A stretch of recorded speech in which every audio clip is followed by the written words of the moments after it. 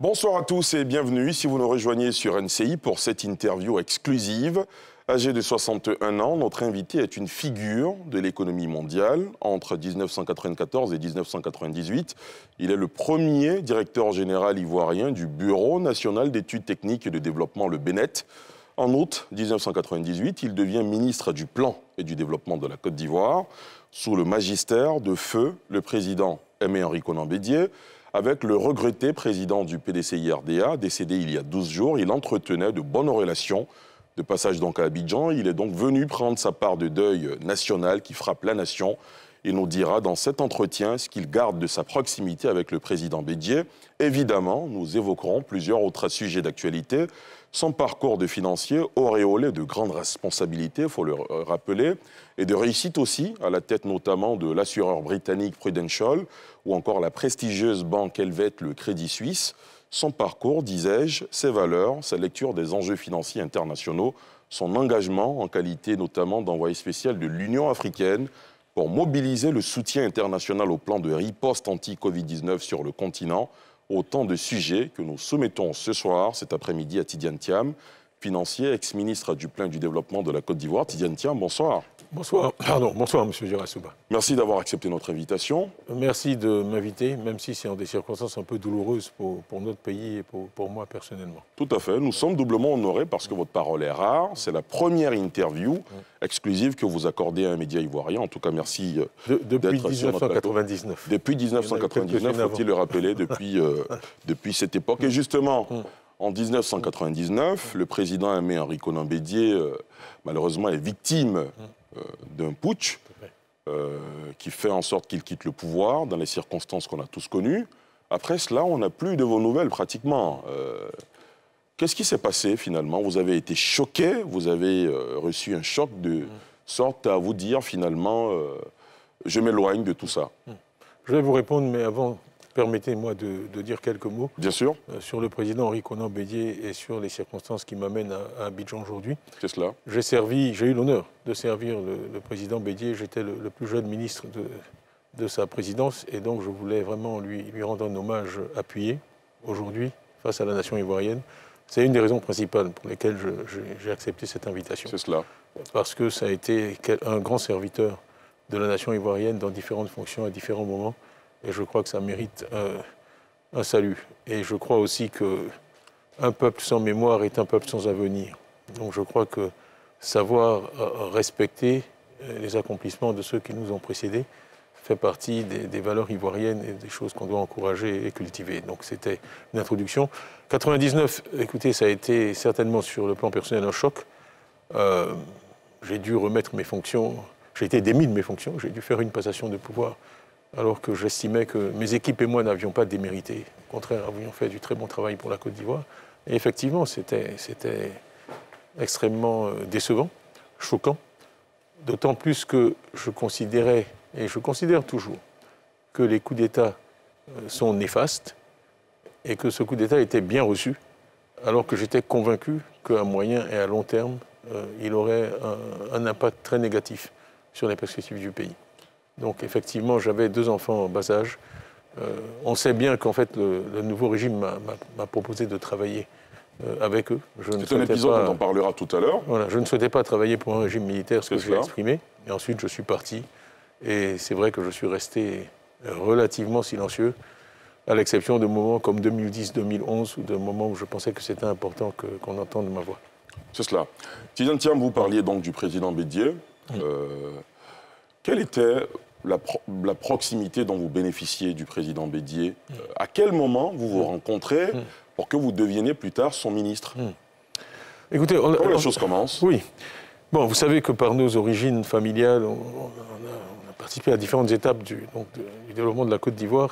Sur un plan personnel, je connaissais le président Bédié, je l'avais vu à Yamoussoukro, comme j'avais pu voir le président Yassé ou Mamadou Coulibaly ou d'autres personnalités ivoiriennes, mais dans la position d'un enfant regardant un adulte. Donc c'est bien plus tard, en fait, que je rentrais. J'étais à Paris à l'époque, je travaillais au cabinet McKinsey, en passe de devenir directeur associé, et j'ai trouvé un samedi soir sur mon répondeur un message du ministre Awan Guetta me disant « Le président Bédié veut déjeuner avec vous demain à Abidjan ». Donc j'ai dû le rappeler un peu embarrassé pour expliquer que c'était physiquement impossible pour moi d'être à Abidjan le dimanche pour ce déjeuner.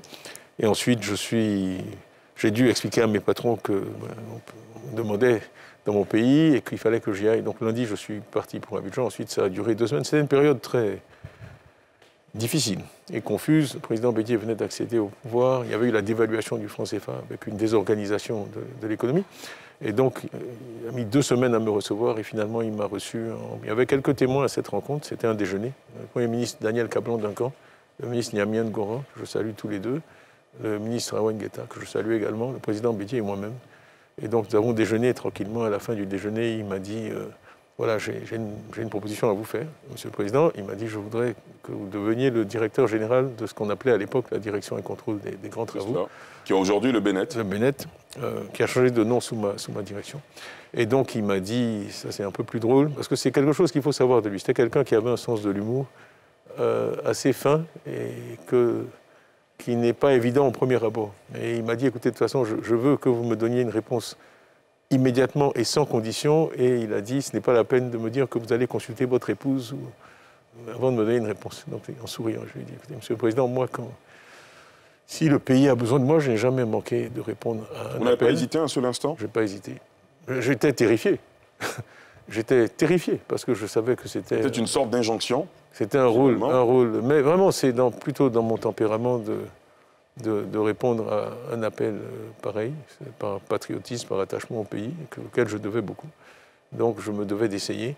Et je lui ai répondu oui. Donc il m'a dit va mettre l'ordre dans tes affaires, dans 15 jours, je te nomme en Conseil des ministres. Et donc le 20 avril 1994, j'étais de retour à Abidjan pour être nommé donc, directeur général de la direction et contrôle des grands travaux. Quand vous prenez la direction du contrôle des grands travaux, il y a quelque chose d'anecdotique. On vous dit que cela fait quelques mois que les employés de cette direction n'ont pas été payés, n'ont pas reçu leur salaire. Je vois que vous avez bien fait votre travail. Vous avez bien fait votre travail. J'essaie. Oui. Donc j'ai pris la direction de cette entreprise à 31 ans avec 4000 employés, effectivement, sachant qu'ils n'avaient pas été payés et qu'il n'y avait aucune perspective de les payer à un horizon raisonnable. Donc ça a été une grande leçon de management. Et si vous me permettez, je vais citer mon père, mais il disait toujours quelque chose qui m'a marqué, l'autorité ne s'exige pas, elle se consent. Le secret du commandement, c'est de comprendre que l'autorité vient d'en bas, pas d'en haut. Et vous ne pouvez diriger des êtres humains que s'ils consentent à être dirigés par vous. Donc votre autorité est dans l'exacte mesure du consentement qu'il vous donne à les guider. Donc il faut toujours s'évertuer à obtenir le consentement de ceux qui sont en bas, parce que c'est ça le fondement de votre autorité et le fondement du pouvoir. Sinon, vous pouvez exercer une fonction, mais sans pouvoir. Et comment vous avez réussi, vous, à avoir le consentement de ceux qui... Il y a des choses assez simples. Je pense que d'abord, il faut être honnête. Je ne leur ai pas menti. Je leur ai dit que j'arrivais, je les ai réunis sur la... D'abord, la première chose que j'ai faite, c'est que j'ai demandé à rencontrer tout le personnel. J'ai passé une journée à faire le tour des bureaux. Il y a plusieurs implantations de la DCGTX à l'époque dans Abidjan, et je suis rentré dans chaque bureau et j'ai serré la main de chaque employé. Donc à la fin de la première journée, j'avais serré la main à chaque employé de la DCGTX. C'est un objectif important. Que chacun puisse mettre un visage sur ce nom, peut-être qu'ils avaient entendu parler de moi, etc. Mais je suis là, je suis un être humain, je suis avec vous. Ça m'a permis de me rendre compte d'un tas de problèmes. Parce que quand vous passez, j'ai vu que les imprimantes ne marchaient pas. J'ai vu au garage que les voitures n'avaient pas de pneumatique. J'ai vu que les climatiseurs étaient en panne. Si j'étais rentré dans mon bureau, dans une tour d'ivoire, en demandant aux gens de venir me voir, j'aurais mis des mois à découvrir la situation. C'est un de mes patrons qui m'a dit, quand tu prends une entreprise, il faut toujours... faire le tour. Voilà. Et c'est une recette qui a marché? Toujours. Donc je fais toujours ça. Donc je suis allé voir et ça m'a donné aussi... Bon. Et puis ça montre aux gens qu'ils sont importants pour vous. Parce que aucun dirigeant ne dit, les gens ne sont pas importants pour moi. Tout le monde dit oui, les hommes sont ma première ressource, mais ils ne vous croient que si vos actes sont en accord avec vos comportements. Mais quand on est à la tête d'une entreprise qui emploie près de 4000 personnes, c'est quand même difficile de faire le tour de chacun. Je l'ai fait. J'ai fait le tour. J'ai serré beaucoup de mains et le lendemain, je les ai réunis. J'ai dit voilà, moi, je suis arrivé ici sans personne. Pas d'équipe, pas de collaborateurs, j'ai juste amené ma sacoche. Et puis, ma détermination, ma volonté. Ce que je vous dis, c'est que je serai là tous les jours avant vous et je partirai après vous. et puis on va travailler ensemble. Mais je vais m'attacher d'abord à, je ne veux pas donner trop de longues réponses, mais à remettre la machine en route. Donc avant de vous payer, je vais vous donner les instruments du travail. Et si nous travaillons bien, le gouvernement reconnaîtra notre travail et nous paiera. Mais le préalable à être payé, c'est de produire. Parce qu'on avait une situation critique. Le ministre Lamine Fadiga, que je salue également, m'a appelé le lendemain de ma nomination, on va parler d'un projet, ça s'appelait le projet Foxtrot. En fait, en 1994, les barrages étaient vides. Donc on allait vers les délestages en 1995, l'année de l'élection présidentielle. Donc la première mission qui m'a été confiée, c'est de dire il faut que tu nous construises une centrale thermique en 6 mois et on n'a pas d'argent. Autre challenge. Voilà, c'était en avril. Donc, je vais plus vite. Bon, en juillet, on avait signé le contrat de la centrale Cyprel qui a été construite. Vous savez, on ne vous récompense jamais pour les désastres, les catastrophes évitées. Donc, en effet, c'est la nature des choses. Voilà. Donc, la centrale a été construite, tout le monde a pu dormir avec l'électricité, la climatisation en 1995. Il n'y a jamais eu de délestage. Mais ça a été vraiment mon premier... Tout le monde plaisantait parce que je disais que j'allais nommer mon premier fils Foxtrot. Parce qu'à l'époque, mon épouse était enceinte pratiquement de 9 mois et j'ai raté les 3 derniers mois de la grossesse parce que je faisais le tour du monde pour lever des financements pour la centrale. Donc ça a été important parce que ça m'a donné de la crédibilité. Et vraiment, on allait à Washington, on négociait, on n'était pas payé. Et je pense que ça nous a donné une certaine crédibilité auprès du ministre des Finances centrales et les gens étaient bien disposés. Donc j'avais obtenu en fait un premier financement pour réparer les photocopies, réparer les véhicules, etc. Et ça, les gens appréciaient, réparer les climatiseurs. Les conditions de travail étaient meilleures. Bon, l'autre chose que j'ai faite, parce que, vous savez, quand on est en vue, on doit prendre sur soi et accepter que toutes sortes de choses soient dites. Donc, il y a toutes sortes de considérations faites sur mes rapports avec la France. Je suis arrivé à la DCGTX, il y avait 150 expatriés et 3850 employés ivoiriens. Les 150 expatriés faisaient 48% de la masse salariale. À 150, la moitié des salaires. Donc, en fait, j'ai licencié tous les 150. Et je leur ai proposé, la semaine de mon arrivée, un contrat ivoirien. Il y en a 9 sur les 150 qui sont restés, 141 qui sont partis. J'ai trouvé les fonds pour payer leurs droits de licenciement et j'ai nommé des Ivoiriens à tous les postes de direction. Et donc, j'ai eu le chef de la mission de coopération française dans mon bureau qui m'a dit « Mais vous, M. Thiam, nous, on veut savoir si vous êtes pro-français ou anti-français. » Et je lui ai dit... À l'époque déjà? Oui, je lui ai dit, monsieur, ni l'un ni l'autre, je suis juste pour Côte d'Ivoire, qui paye mon salaire. Parfait. Donc, alors, voilà. Vous dirigez la direction des contrôles jusqu'en 1998.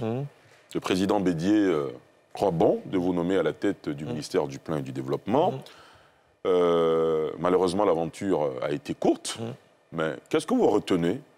Qu'est-ce que vous avez apporté au président Bédier et à la Côte d'Ivoire à cette époque?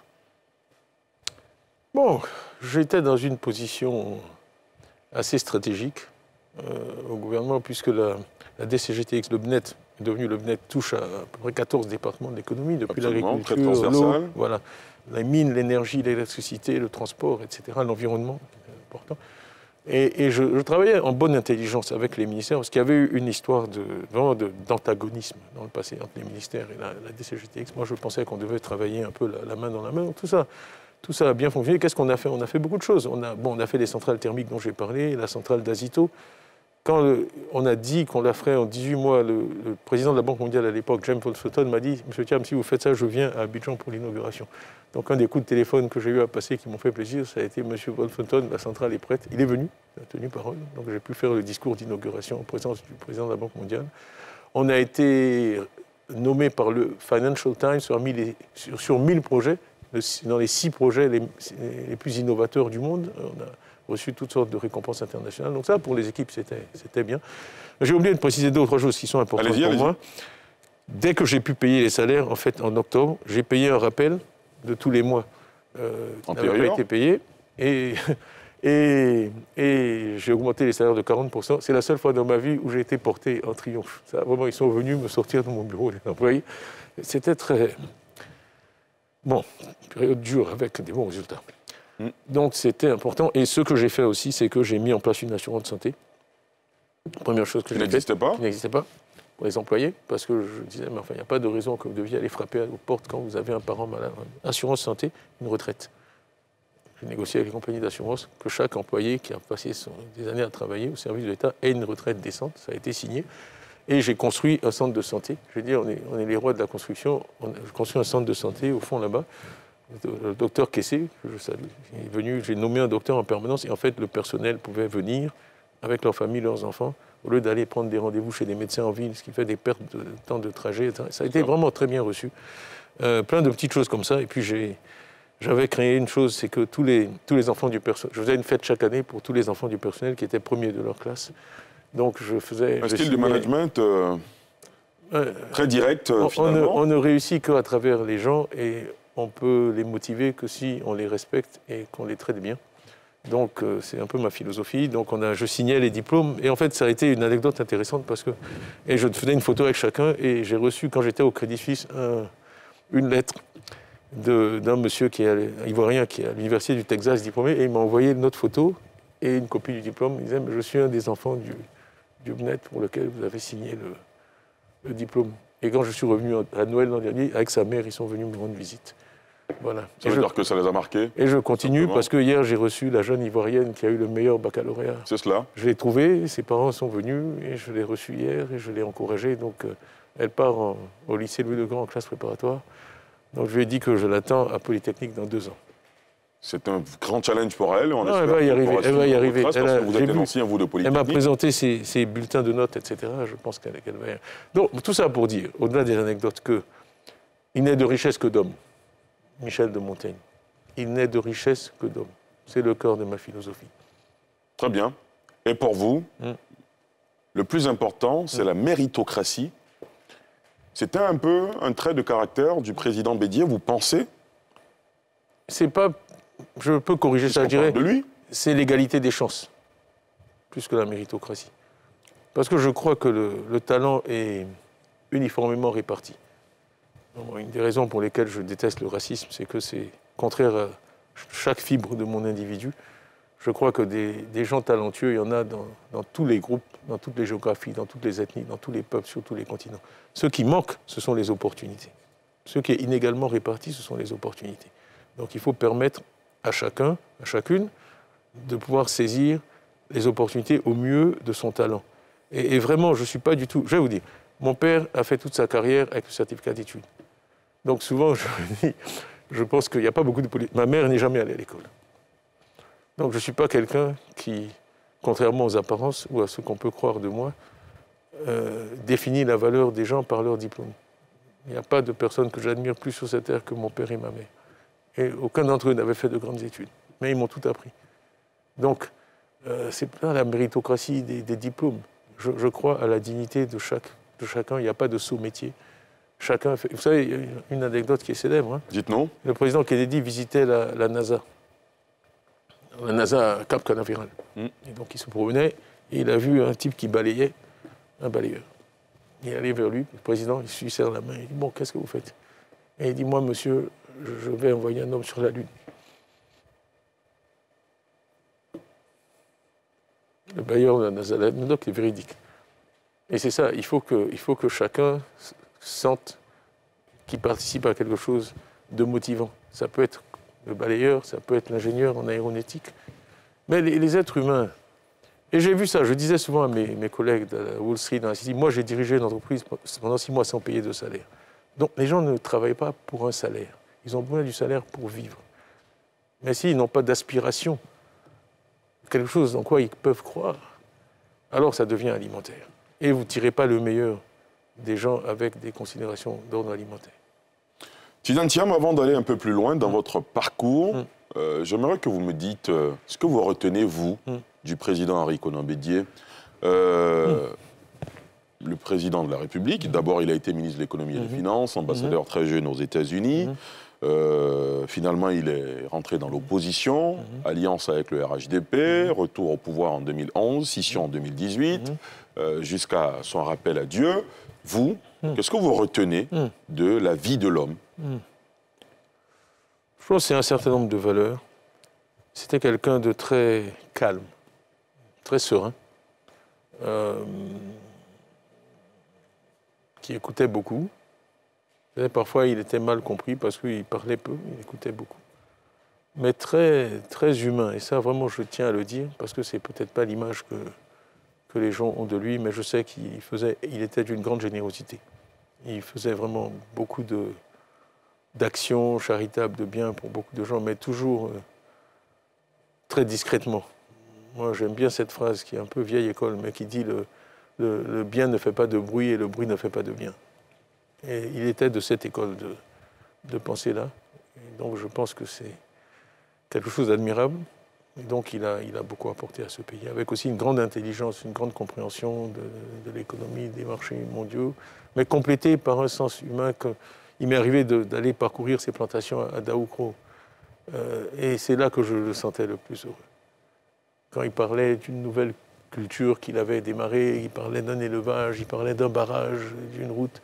Donc il était très... Un amoureux de la terre? Oui, attaché à ses racines.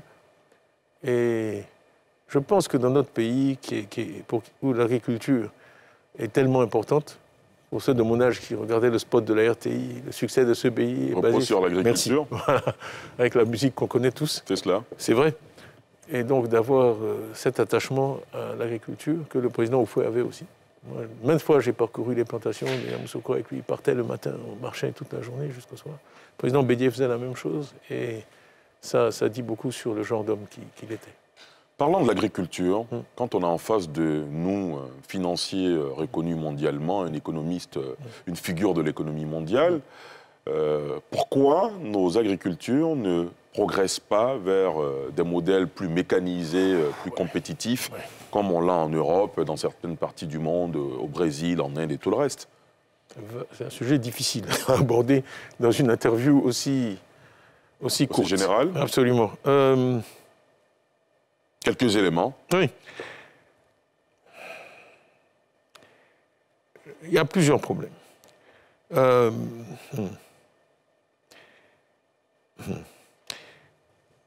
Il y en a un qui est bien identifié et qu'on a attaqué à différents moments, le gouvernement actuel, notre gouvernement qui est celui de la propriété foncière, qui est au cœur du problème, parce que la sécurisation de la propriété, le fait que les gens aient titre foncier, ils soient sûrs d'être propriétaires de leurs parcelles de cacao, de café, c'est très important. Parce que pour investir, à long terme, il faut être, confiant dans le fait que vous êtes assuré de vos droits de propriété, vous n'allez pas être exproprié. C'est pas quelqu'un qui vous laisse occuper ce terrain, mais qui peut, une fois que vos cacaoyers ont poussé, essayer de venir le reprendre, etc. C'est important. C'est la question foncière? La question foncière est importante. Il y a des questions de technologie, c'est clair. Et ça, c'est un sujet qu'on peut reprendre, parce que vraiment, la technologie est une opportunité extraordinaire pour l'Afrique. Les gens, souvent, la voient comme une menace, mais je crois que dans la plupart des secteurs, on l'a fait dans le cellulaire. Bon, j'étais impliqué ici à l'époque, en 1995, quand on a commencé, etc. Le cellulaire, ça a révolutionné nos sociétés. Vous avez l'impression que l'Afrique ne saisit pas au bon, justement, le tournant technologique? On peut toujours faire mieux. Mais je pense qu'il faut vraiment être conscient. Là, actuellement, j'ai eu une initiative personnelle dans le solaire. Prenez le cas du solaire. C'est une véritable révolution qui est en cours, à l'échelle mondiale. Je ne sais pas si vous avez vu que le président Biden a donné ce qu'ils appelaient le Inflation Reduction Act, 380 milliards de dollars. Je ne vais pas traduire ça en francs CFA, mais ça fait une somme faramineuse pour développer le solaire. Si vous regardez le coût du solaire, de 1975 à aujourd'hui, il a été divisé par 400. C'était 105 $ le watt, c'est 27 cents le watt aujourd'hui. Donc 60 000 francs CFA, moins de 100 francs CFA. C'est incroyable. Et donc, les économies comme l'économie américaine sont en train de basculer vers le solaire. Alors, on est en Afrique. Vraiment, c'est un discours que j'ai tenu récemment à Lomé. Je suis en train de travailler avec la BAD, les institutions, la SFI, etc. Parce que vraiment, qu'on ait des problèmes d'énergie dans le continent le plus ensoleillé du monde, c'est une aberration. Avec la technologie actuelle, on a la possibilité de mettre des panneaux sur pratiquement de façon résidentielle partout. Et l'autre révolution qui est en cours, c'est celle du transport, parce que si je peux vous mettre une batterie avec ces panneaux, vous allez conduire, M. Derassouba, gratuitement tout le restant de votre vie, si vous avez un véhicule électrique. Donc, plus de stations-service, plus d'essence, plus de prix de l'essence qui monte et qui monte. Vous chargez votre voiture avec le soleil qui brille sur nos têtes. C'est un manque à gagner aussi pour l'économie? Non, parce que c'est un gain de productivité. Regardez le gain de pouvoir d'achat que c'est pour la famille Forcément. moyenne. Vous vous rendez compte que le poste essence véhicule passe à zéro, le poste facture d'électricité passe à zéro, ça vous transforme, au contraire, ces gens-là vont dépenser plus, consommer plus, investir. Et c'est comme souvent, malheureusement, ce sont les pays les plus avancés qui bénéficient de ça en premier, ce qui fait qu'en fait, l'écart, au lieu de se réduire, s'accroît. Donc c'est important, comme on l'a fait dans le cellulaire, qu'on soit conscient de ces révolutions et qu'on saisisse la balle au bon, parce qu'on a vraiment une opportunité de le faire. Donc ça, c'est quelque chose sur quoi je travaille, et c'est concret et c'est très intéressant. Et on espère qu'on aura l'occasion d'en parler profondément, de façon spécifique sur ces sujets-là. Voilà. Évidemment, avec on m'a dit de ne pas être trop technique, donc je... Très bien, parfait. Voilà. Tidjane Thiam, vous dites que par principe, vous condamnez les coups d'État. Vous avez dénoncé et condamné celui de 1999, qui a renversé le président Henri Konan Bédié, dont vous étiez l'un des ministres. Aujourd'hui, dans la sous-région ouest-africaine, c'est une zone qui est en proie, évidemment, à plusieurs putschs. Vous n'ignorez pas cette réalité. Hier, la Guinée, le Mali, le Burkina. Aujourd'hui, la question d'actualité principale, c'est le Niger, un pays qui a connu une élection présidentielle il y a 2 ans. 2 ans après, les militaires ont décidé de monter au créneau pour prendre le pouvoir. Le président Mohamed Bazoum n'est plus en fonction, en tout cas, depuis quelques semaines. La communauté internationale et la CEDEAO parlent de tentative de putsch parce qu'ils n'admettent pas pour l'instant. Quelle lecture faites-vous justement sur cette contagion, j'ai envie de dire, de coups d'État dans notre région ouest-africaine? C'est une situation très complexe et difficile. Plutôt que de commenter une situation individuelle, je vais essayer de prendre un peu de recul. Au fond, ce qui compte, c'est vraiment que les conditions de vie des populations s'améliorent. Et que si on ne peut pas faire cela, à ce moment-là, il y a des risques de coups d'État et de violence. Vous savez, moi, j'avais fait un rapport sur les perspectives démographiques de la Côte d'Ivoire en 1998, où un des scénarios centraux, c'était un coup d'État. En 88, vous dites? 98. 98. Parce que c'était prévisible. Il y avait des difficultés, en particulier au niveau de l'éducation. Le fait qu'il y avait une croissance démographique très importante, que les premiers programmes d'ajustement structurel imposés par le FMI en 80, en Côte d'Ivoire était un des premiers pays d'Afrique subsaharienne sous ajustement structurel, ont conduit à fermeture des internats, l'interdiction de la construction de lycées par l'État et un abaissement drastique des dépenses d'éducation de l'État. Or, c'était l'État qui finançait l'essentiel des dépenses. On était arrivé à une situation en 1998 où au CM2, seulement 10% des gosses pouvaient continuer leurs études. Donc si vous mettez à la rue 90% des enfants, vous avez un problème. Bon. Donc ces problèmes de démographie et d'opportunité vous rattrapent d'une manière ou d'une autre. Et le soldat qui m'avait arrêté au coup d'État était tellement jeune que je lui ai dit « Tu as quel âge ?» Il m'a dit « 17 ans, monsieur le ministre. » Bon. Donc, tout ça est lié. À la fin, ce qui compte, c'est d'assurer le progrès des populations. Bon, et la Côte d'Ivoire a quand même une longue histoire de progrès économique. Et je veux le dire ici parce que je sois clair. Moi, j'ai des amis partout. Il faut que chaque génération ajoute à celle qui la précède. Donc moi, je pense que sous le président Bédié, il y a eu beaucoup de bonnes choses faites. Sous le président Ouattara, il y a aussi beaucoup de bonnes choses faites. Et il faut que ceux qui viennent à chaque fois construisent, amplifient ce qui est bien, plutôt que d'être dans une logique négative et de destruction. Et ça aussi, c'est important, que les relations politiques soient apaisées, parce que si on est dans une logique vraiment on peut être adversaire sans être confrontation. Ennemi, adversaire sans être ennemi, c'est 2 mots vraiment dans sens très différents. 2 mots qui ont leur sens. Oui, à ce moment-là, on peut avancer. Adversaire, la cohabitation impossible, on peut regarder dans la même direction. Absolument, on se réunit, voilà, c'est la guerre, on se tire dessus. La ligne rouge. Exactement. Donc, vraiment, je pense que la maturité et le développement viennent si on peut faire des progrès continus, sans à-coups, sans recul. Et donc, effectivement, ces coups d'État, quelles que soient les bonnes intentions de leurs perpétrateurs, finalement, déstabilisent les choses, parce que la communauté internationale porte un regard très négatif là-dessus. Et il y a même un risque supplémentaire qui est que se développe de plus en plus la perception que c'est l'Afrique francophone qui a un problème. Parce que le dernier coup d'État en Afrique subsaharienne anglophone date de 1993 au Nigeria. Ça fait 30 ans. Bon. Quand on entend des coups d'État, c'est toujours Guinée, Mali. Et donc, quand les investisseurs internationaux regardent ça, ils disent mais il y a un problème en Afrique francophone. Donc c'est important de gérer ces situations de façon aussi non conflictuelle que possible. Et puis, vraiment d'arriver à une espèce de maturité qui fait qu'on peut avoir une démocratie apaisée. Vous savez, c'est anecdotique, mais quand je suis rentré ici en août, mes camarades de terminale C du lycée classique sont venus me saluer, ça m'a beaucoup touché. Il y avait le ministre Adama Diawara, j'espère qu'il me pardonnera de le citer, qui est ministre de l'enseignement supérieur. Bon, il était mon chef de classe quand j'étais en terminale. Bon, il est venu, il m'a rendu hommage, on est amis, c'était son anniversaire il y a 2 jours, je le lui ai souhaité. Pour moi, c'est ça la Côte d'Ivoire apaisée. C'est pas parce qu'on est dans des partis politiques différents qu'on doit être en guerre.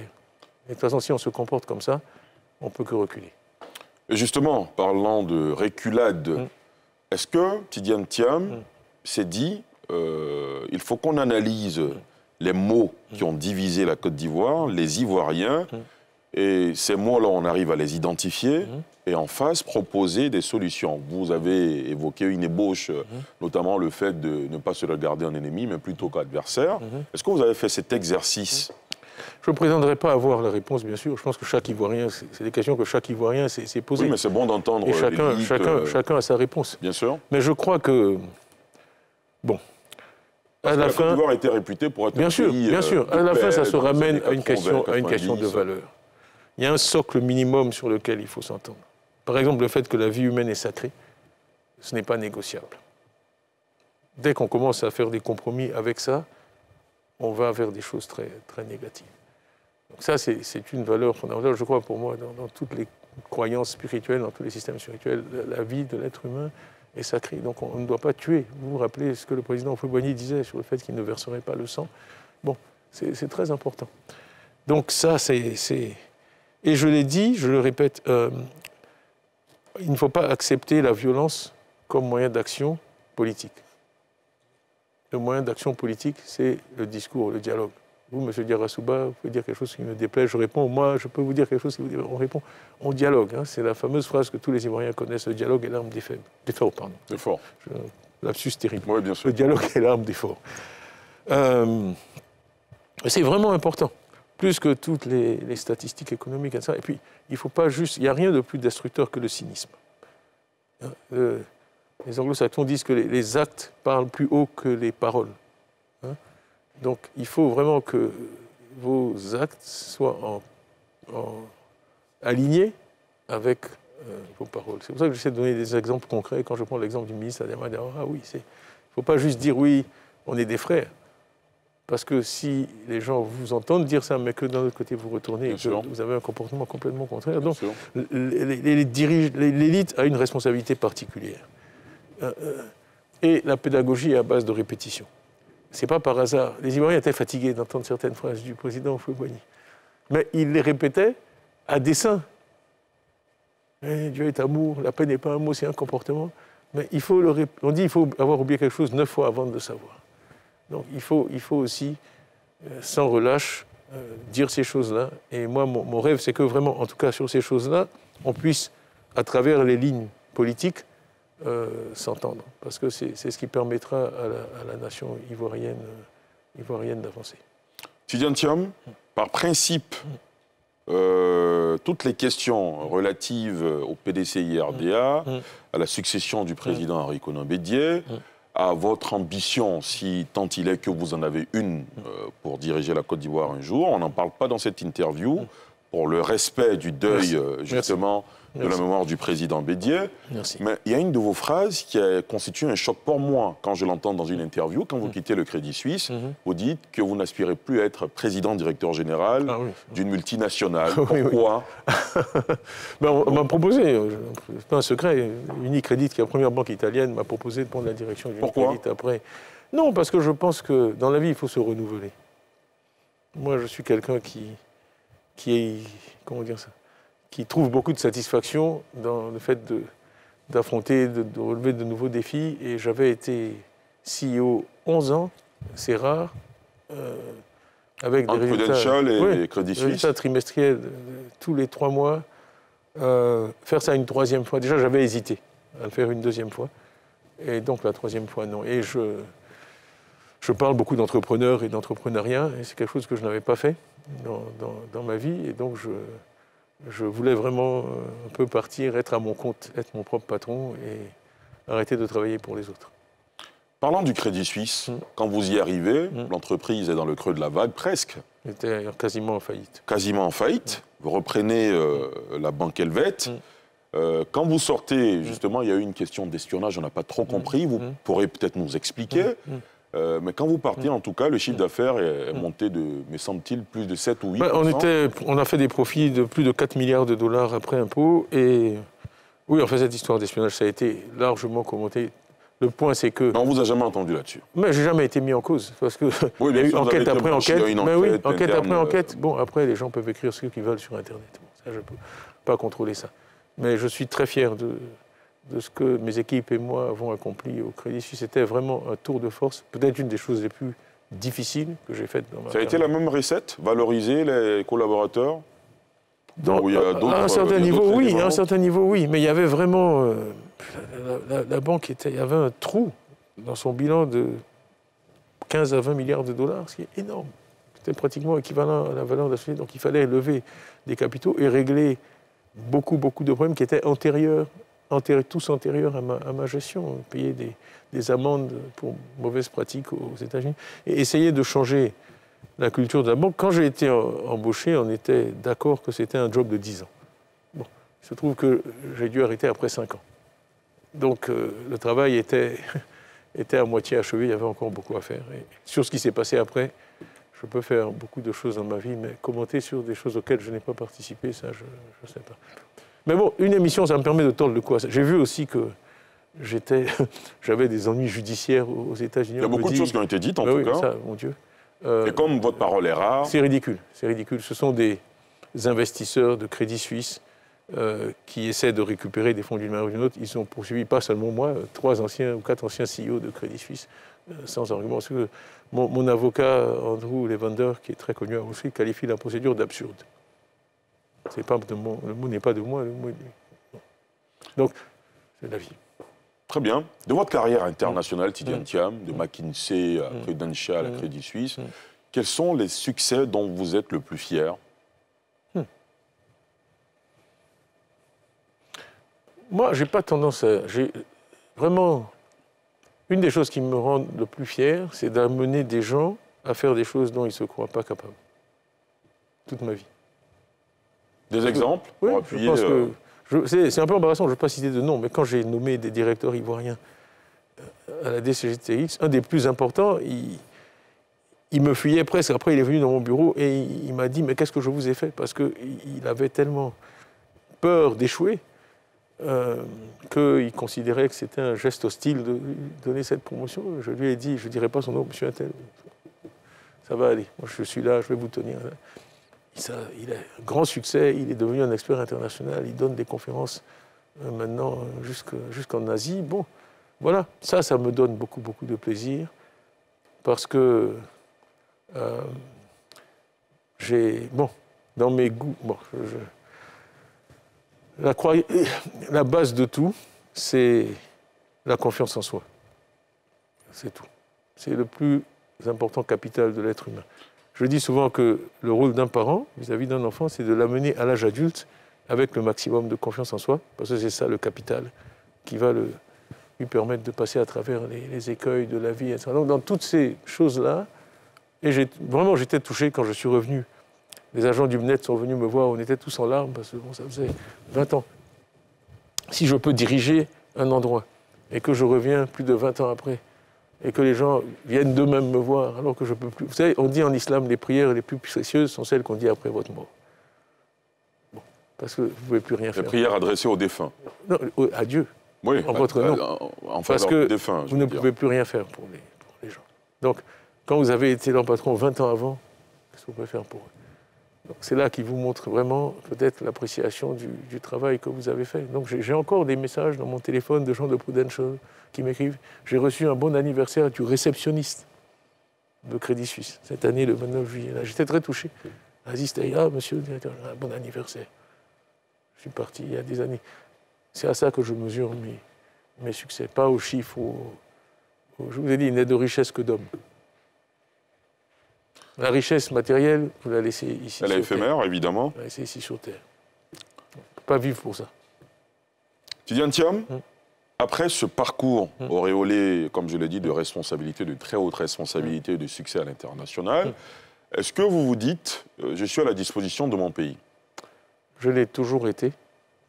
Jamais mon pays n'a fait appel à moi sans que je réponde. L'exemple, c'est quand le président Bédier m'a appelé, ma femme était enceinte de 6 mois, j'ai tout lâché, je suis venu ici. Je n'étais pas payé non plus. Personne n'était pas payé, mais j'ai dit, je ne serai pas payé tant que le personnel n'est pas payé. Alors que j'avais un très beau salaire. Bon. Donc, non. Donc, ça, c'est la base. Maintenant, j'ai atteint un certain âge, j'ai accumulé une certaine expérience. Il se dit en Côte d'Ivoire que quand on a 50, 60 ans, on est encore jeune. Je ne sais pas si c'est votre perception, hein, mais en tout cas... Je ne commenterai pas là-dessus, je vous laisse la responsabilité de vos propos. Enfin, moi, je suis journaliste, je suis le porte-parole de milliers de téléspectateurs qui me suivent. J'ai l'âge que j'ai. Ça fait 36 ans que je travaille, 37 ans. Bon, donc, en fait, le point, c'est que je crois, j'espère, que la petite expérience que j'ai peut être utile en Côte d'Ivoire. Bon, je vois quelque chose comme le Covid. J'ai été vraiment très honoré qu'on me demande de prendre cette responsabilité. Vous savez, le 18 décembre, je serai probablement à Kigali parce qu'on inaugure l'usine de production de vaccins mRNA de la première en Afrique. Vous vous rendez compte qu'on a transformé le monde.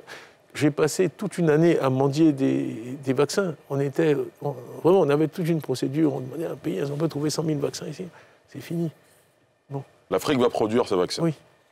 Et derrière ça, il y a un vaccin contre le paludisme. Il y a de très bonnes chances, 70% de chances que d'ici à quelques années, on ait trouvé un vaccin contre le paludisme. Donc des choses comme ça, parfois les gens disent « mais qu'est-ce qu'il fait? Il n'est pas en Côte d'Ivoire ». Bon, quand j'ai travaillé avec Tony Blair, Gordon Brown en 2004 dans la commission Blair, on est arrivé à Gleneagles, on a fait une remise de dette. Mais c'est la remise de dette dont la Côte d'Ivoire a bénéficié en 2010 qui a permis tout ce qu'on voit aujourd'hui. Bon, donc dans faut tout pas nécessairement opposer. Quelque part, vous vous dites tant que mon pays peut en profiter... Oui, même quand je n'y étais pas, j'ai fait des choses qui ont directement profité à la Côte d'Ivoire. Donc, a fortiori... Comment vous réagissez quand vous entendez certains vous reprocher de n'être pas venu pendant 24 ans, qui, de leur regard, vous avez abandonné votre pays? Non, mais Comment vous réagissez? Je ne suis jamais heurté par... D'abord, je crois beaucoup en la liberté d'opinion. Chacun a le droit d'avoir sa propre opinion. Tout ce que je peux faire, c'est dire, moi, ce qui m'est arrivé. Je l'ai dit parfois, et même des Ivoiriens m'arrêtent dans la rue, on a cette conversation. Je dis, je ne suis pas parti de moi-même, on m'a chassé. Je suis désolé. J'avais un job, j'avais un bureau, j'ai été démis de mes fonctions à la suite d'un coup d'État. On m'a demandé de remettre tous mes dossiers à quelqu'un d'autre, comme j'ai dit plus tôt dans cet entretien. On peut vous rétorquer que le général Gueye, de regretter mémoire, vous a proposé... J'ai dit, je ne crois pas, c'est vrai, je ne crois pas au régime militaire, je ne souhaitais pas travailler au régime militaire, je ne crois pas à la violence. Écoutez, je n'ai rien contre le général Gueye, paix à son âme, vraiment, ce n'est pas un commentaire dirigé contre sa personne. Dans l'histoire est pleine de généraux. Vous parlez de système militaire, évidemment. Oui, l'histoire est pleine de généraux qui ont été présidents. Ulysse Grant, vainqueur de la guerre de sécession, a été président des États-Unis. Élu. C'est un héros, quelqu'un de fantastique. Il y a un général qui, me semble-t-il, vous fascine aussi, le général Obasanjo. Obasanjo, Dwight Eisenhower, avant Obasanjo, commandeur des forces alliées pendant la Seconde Guerre mondiale, il a été élu président des États-Unis. Non, à l'armée aussi, il y a des gens fantastiques. Et ils peuvent avoir des ambitions et des aspirations qui sont légitimes, qui se fassent élire. Bon, et ça, je l'ai dit au général Gueye. À ce moment-là, j'aurais travaillé pour lui, pas de problème. Donc, il n'y a pas d'interdiction pour les militaires de nourrir des ambitions, mais il faut qu'ils comprennent que dans un système démocratique, ils doivent se soumettre au vote des électeurs et être élus. Donc oui. Après donc, vous n'avez pas fui la Côte d'Ivoire? Fui. J'ai été chassé. Alors, parmi ceux qui commandent, vous savez, j'ai quand même été tenu en joue par des militaires armés, en treillis, sans identification. C'est traumatisant. Vous êtes à la merci d'un accident. Pour qui a tenu une mitraillette? Moi, j'ai tenu ça. C'est très facile qu'un coup parte. Hein. Et vous vous sentez vraiment très vulnérable. J'avais 2 enfants en bas âge. Bon. Et vraiment, j'avais vraiment cette intuition. Et je l'ai dit. Il y a beaucoup de témoins contemporains à qui j'ai dit les choses sont mal parties. Je vais attendre que les esprits se calment et que, en tout cas, moi, les valeurs que je défends soient audibles, que les Ivoiriens puissent entendre et être intéressés par mon discours. Je n'ai jamais changé de discours. Soit sur les coups d'État, sur la violence, sur le consensus, sur la paix, sur l'apaisement. Soit en 2020, j'ai toujours exprimé les mêmes convictions. Je crois que, bon, c'est la Côte d'Ivoire qui a évolué et qui, aujourd'hui, peut-être apprécie mieux la valeur de la paix qu'elle a connue pendant si longtemps. Ce qui me permet, moi, de revenir de façon plus sereine et d'être actif de façon plus sereine. Mais ça ne m'intéresse pas d'avoir recours à la violence. Ça ne m'intéresse pas de... On peut tout faire avec des balles, sauf discuter avec. Donc, tant qu'on est dans un contexte qui est apaisé, à ce moment-là, tout est possible. Vous dites, en 1999, la Côte d'Ivoire était mal partie. Vous vous en êtes ouvert à bien d'entre vos proches. Aujourd'hui, quelle analyse faites-vous de la trajectoire de votre pays? Comme je l'ai dit, après les années difficiles, jusqu'à 2010, vraiment l'économie progresse. Bon, et ça, le crédit doit revenir vraiment au président Ouattara, à son équipe. Bon, écoutez, c'est pas un secret que Feu Amadou Coulibaly, paix à son âme, était mon adjoint au BNET, donc je connais comme Patrick Hachi, j'ai beaucoup travaillé avec lui aussi au BNET sur différents projets. Donc ce sont des gens que je connais, des gens de qualité, ils ont bien travaillé. Il faut continuer, il faut continuer. Moi je dis toujours en plaçant vraiment l'homme, le capital humain. Il y a un fil conducteur un peu dans tous les commentaires que j'ai faits. J'ai dit il n'est de richesse que d'hommes. La technologie aujourd'hui permet de faire des choses assez extraordinaires en matière de santé, en matière d'éducation. Je vous ai dit que ma première préoccupation au BNET, ça a été la santé des employés. La santé, c'est très important. Donc, il faut continuer à mettre l'accent là-dessus. Que vraiment les gens soient libérés des deux soucis fondamentaux, de se nourrir et de se soigner. Je ne vais pas répéter « l'homme qui a faim n'est pas un homme libre », mais c'est une idée qui prédate le président Houphouët-Boigny, qui ne l'a pas inventée, qui est vraie, qu'on connaît tous, mais qui est vraie. Il faut que les gens puissent se nourrir leurs enfants. Je pense que la situation des femmes, moi, c'est un sujet qui m'a toujours aussi préoccupé, passionné. J'ai eu la chance d'avoir une mère extraordinaire. Et donc, je sais l'impact qu'une maman, l'importance qu'une maman a pour une famille et comment elle peut transformer le destin de ses enfants. Donc, vraiment permettre aux femmes de jouer pleinement leur rôle. Quand j'étais là la dernière fois, j'ai rencontré les vendeuses du marché et tout ça. J'ai beaucoup aidé des coopératives de femmes qui font de la tchéquette, des choses comme ça. À la fin, moi, je crois dans la nature humaine. Comme je l'ai dit, ce qu'il faut, c'est donner aux gens les moyens d'exprimer leur potentiel. Le potentiel, il est là. Il existe. Il faut le libérer. Soit dans l'agriculture, souvent, c'est des petites choses. Des petites choses. Et encore, je ne veux pas être trop technique, mais je parle souvent de PME, de petites entreprises. J'allais vous poser la question. Oui. Quel regard jetez-vous sur la situation des PME? Vous l'avez dit, avec un entrepreneuriat qui monte en puissance dans le pays. C'est une des forces et une des chances de la Côte d'Ivoire. Il y a les freins, notamment au niveau financier. Bien sûr. Mais là aussi, il y a des solutions techniques. Vous qui êtes banquier, dites-nous. Un pays comme le Mexique est passé à la facturation électronique. Bon, je n'ai pas gardé mon cellulaire, mais toutes les transactions aujourd'hui au Mexique sont enregistrées sur votre cellulaire. Quand vous allez chez le coiffeur, vous payez 200 francs CFA et ça passe sur le cellulaire. Tout est digitalisé. Tout est digitalisé. Mais là où c'est intéressant, c'est que ça permet maintenant aux PME, aux coiffeurs qui a 3 chaises, d'avoir un compte d'exploitation. Pas si pour tous les Ivoiriens ça parle, mais enfin, en tout cas, il peut produire une comptabilité. Formaliser une comptabilité. Le business. Voilà. Il a coiffé tant de personnes, plus chaque interaction est individualisée. Bien sûr, ça laisse des traces. Voilà. Ensuite, il peut aller dans une banque. Donc, ce qui s'est passé au Mexique, c'est que subitement, les PME ont pu emprunter. Parce que quand elles allaient dans les banques, les gens disaient « mais vous êtes dans le secteur informel, vous n'avez pas de compte. » « Ah, pardon, monsieur, maintenant, j'ai tout ça. Voilà mes papiers. » Donc, s'ils donnent accès à la banque, à leurs informations, ils peuvent emprunter. La fraude fiscale au Mexique a baissé de 60%. Les recettes fiscales de l'État ont augmenté de 60%. 60%. Imaginez combien d'écoles, combien de routes vous construisez avec cet argent, sans vous endetter. Parce que ce système est extraordinaire. Et c'est là que la technologie permet des choses qui étaient inimaginables avant. Le Brésil est à plein en train de mettre ça en œuvre, le Chili, un tas d'autres pays. bon, je suis en discussion aussi avec certains pays en Afrique qui regardent ça. Le Rwanda est bien avancé sur ce chemin. Donc, il y a des choses qui sont révolutionnaires et qui vraiment...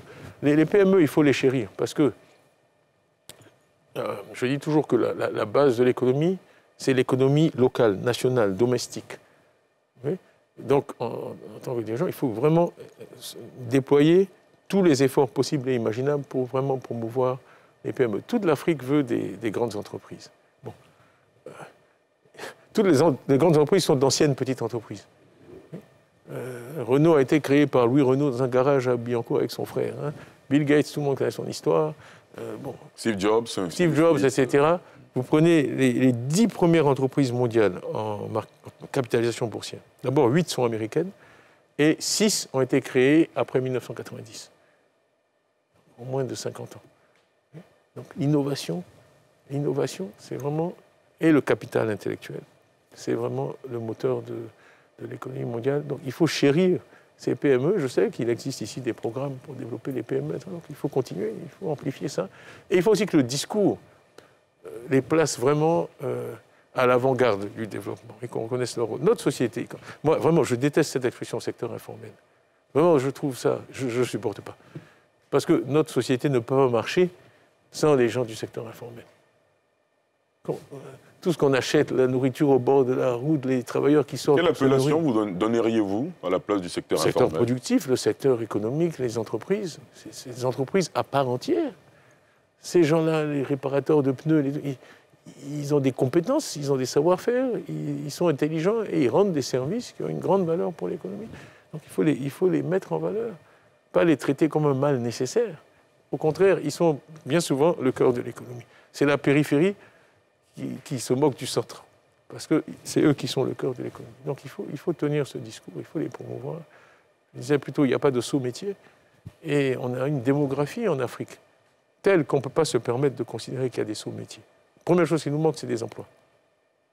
La base de la dignité de l'être humain, c'est de pouvoir travailler, pouvoir nourrir sa famille, pouvoir loger, pouvoir habiller ses enfants. Donc vraiment, tout ce qui est créateur d'emplois doit être absolument amplifié, soutenu, encouragé. Le gouvernement a évoqué 2 programmes précisément, l'un pour la promotion des pépites et un autre pour développer des champions nationaux. Quel regard là-dessus? Non, j'approuve. Moi, ce sont des idées que je défends depuis très longtemps. Donc, ce ne sont pas seulement à moi, c'est très bien, absolument. Bien souvent, les intellectuels évoquent le cas du Nigeria, à l'époque du président Obasanjo, qui lui a favorisé des champions nationaux qui sont aujourd'hui des mastodontes, et dans la finance, et dans bien d'autres secteurs. C'est quelqu'un, en fait, quand vous lui parlez, c'est très intéressant, parce que moi, j'ai eu l'occasion de lui dire, bon, qu'est-ce que vous considérez comme votre legacy, votre héritage, votre bilan? Et c'est la première chose qu'il mentionne, le nombre de fortunes qu'il a créées au Nigeria. Mais ça correspond à ce que je disais sur l'économie domestique, et donc s'assurer que peuvent émerger du marché. Les besoins sont infinis dans l'alimentaire, dans l'agriculture, dans les services de proximité, dans les services financiers, etc. Bon, il y a beaucoup d'opportunités. Et je dis toujours que la clé pour débloquer l'investissement international, c'est d'avoir une économie nationale florissante. Les investisseurs internationaux seront toujours sceptiques sur une économie qui n'arrive pas à produire des vainqueurs en son sein. C'est-à-dire que les gens qui sont nés là, qui parlent la langue, qui connaissent tout le monde, n'arrivent pas à réussir. Quand vous êtes étranger, vous dites qu'est-ce que je vais aller faire là-bas? Si les nationaux eux-mêmes ne s'en sortent pas. Donc, ou alors vous y allez, mais pour être dans l'économie de rente, ou d'exportation, ou d'extraction des ressources naturelles. Ça, oui. Mais aller dans des business qui sont domestiques, servir les consommateurs locaux, non, c'est très difficile. Donc, il y a un double avantage à faire ça, c'est que, vous allez développer des champions nationaux, et plus vous avez de champions nationaux, plus vous allez attirer d'investisseurs étrangers, parce qu'à ce moment-là, il y a des partenaires de qualité sur place qui peuvent travailler avec eux. Mais je ne veux pas ennuyer tout le monde avec un discours sur l'économie. Non, on n'ennuie personne, ce sont les enjeux d'actualité. Tidjane Thiam, nous serons bientôt au terme de cette interview que vous avez bien voulu nous accorder, la première depuis 24 ans. Pas la dernière. on espère Si bien. vous me réinvitez, parce que ça, Bien ça sûr, dépend vous de- serez réinvité, ne vous Je ne inquiétez peux pas pas. m'inviter. 2 dernières questions. Oui. La première, ça y est, vous êtes définitivement installé en Côte d'Ivoire? Non, Vous pas faites du la tout. navette? Non, je fais la navette. Je fais la navette. Très Je bien. fais la navette. J'espère en 2024 passer encore plus de temps ici et de façon croissante. Mais pour l'instant, De façon progressive, voilà, j'ai revenir encore beaucoup d'engagements, d'activités, etc. à internationale. l'étranger qui font que je ne peux pas les abandonner du jour au lendemain Parfait. pour rentrer. Quand on a occupé ces fonctions à l'international, la fonction de prospective est très importante. On anticipe, on essaie de réfléchir aux enjeux du futur. Comment vous voyez la Côte d'Ivoire dans 10 ans, dans 15 ans? C'est pas une colle, hein? Non, je réfléchis bien sûr, bien pour sûr. répondre. Non, je cherche les bons termes pour décrire ce... Je pense, bon... Vous savez, c'est... Peut-être la meilleure formule, c'est une Côte d'Ivoire maître de son destin, avec des Ivoiriennes, des Ivoiriens heureux, qui croient en l'avenir et qui peuvent légitimement croire que leur vie a été meilleure que celle de ceux qui de leurs ancêtres et que leurs enfants auront une vie encore meilleure que... je pense que le maître de son destin, c'est vraiment clé, parce que c'est la différence entre les pays. Il y a les pays qui subissent, il y a les pays qui sont maîtres de leur destin. Vous ne pouvez pas être maître des événements. Les événements, ils sont aléatoires, il y aura toujours des chocs, mais être préparé à réagir, on dit toujours, c'est comme dans la vie individuelle, vous ne pouvez pas contrôler les événements, vous pouvez contrôler comment vous réagissez aux événements. Et c'est pareil pour les pays. Et développer cette résilience, développer cette capacité à réagir, mais ça, c'est aussi une fonction de l'union. Moi, j'aime beaucoup la devise de notre pays, qui est union, discipline, travail. C'est pas... Paul Boigny aurait pu dire travail, discipline, union. L'ordre est important. L'ordre est très important. L'union n'est pas suffisante, mais elle est nécessaire. Ce qui est sûr, c'est que dans la désunion, on est sûr d'échouer. C'est pour ça que je m'oppose aux discours qui divisent, c'est pour ça que je m'oppose aux actions qui divisent, parce qu'elles coûtent infiniment cher. Peut-être pas à court terme, mais à long terme, quand, en tant que société, en tant que pays, on veut faire face à des défis, et il y en aura toujours. Vraiment, vos chances de réussir, si vous êtes désunis, sont quasi nulles. Donc vraiment, cette union, c'est ça qui fait la valeur des pays. C'est pas les murs, c'est pas les trucs, c'est ce qu'il y a dans la tête des gens. Bon, et peut-être je me ferai des ennemis, mais je le dirai. Moi, j'ai beaucoup de respect pour Israël comme pays, la culture juive, et je dis, ils ont démontré cette résilience. Vous pensez à Auschwitz, vous pensez à Israël.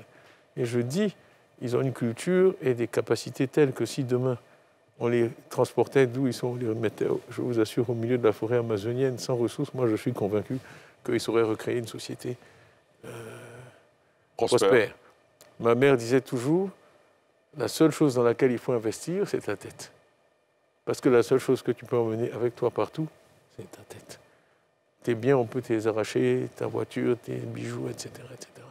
Mais c'était sa manière à elle, dans son français à elle, de dire qu'il n'y a que le capital intellectuel qui compte et la valeur des individus. Et donc, oui, je veux une Côte d'Ivoire qui est reconnue comme une terre d'innovation, une terre avec des valeurs. Pour résumer, si quelqu'un dans 20 ans peut dire ce que je viens de dire d'Israël, de la Côte d'Ivoire, j'estimerais qu'on a bien travaillé. Et c'est possible? Bien sûr, c'est possible.